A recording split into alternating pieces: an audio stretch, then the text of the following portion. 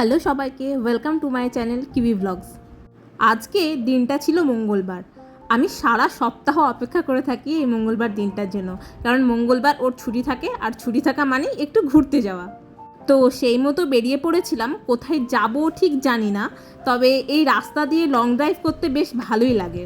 যাই হোক, ফাইনালি ঠিক হলো লালবাগের একটি ক্যাফেতে যাব। ক্যাফেটির নাম কথা উইথ কফি। এখানে আমি আগেও বহুবার এসেছি। অ্যাম্বিয়েন্সটা খুবই সুন্দর।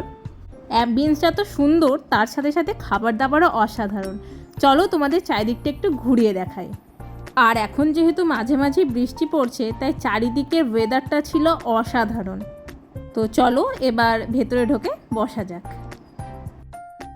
ফাইনালি আমরা ভেতরে ঢুকে নিজের সিট চুজ করে বসে পড়েছি। এবার চলো তোমাদের সাথে মেনু কার্ডটা একটু শেয়ার করে দিই।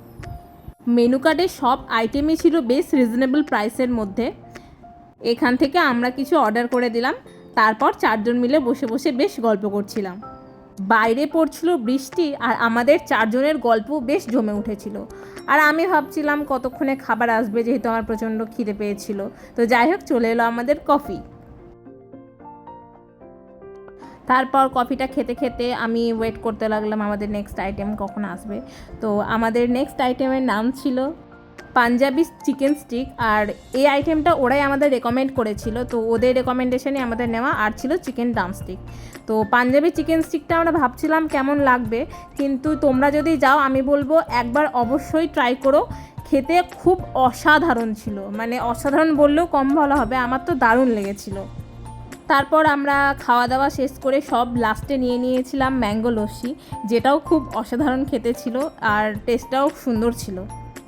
চলে এসছে আমার হাতে ম্যাঙ্গো লস্যি। তো চলো এবার টেস্ট করা যাক। আগেই তো বললাম খেতে সুন্দর ছিল, নতুন করে আর বলার কিছু নেই। তারপর খাওয়া দাওয়া শেষ করে বেরিয়ে পড়লাম বাড়ির উদ্দেশ্যে।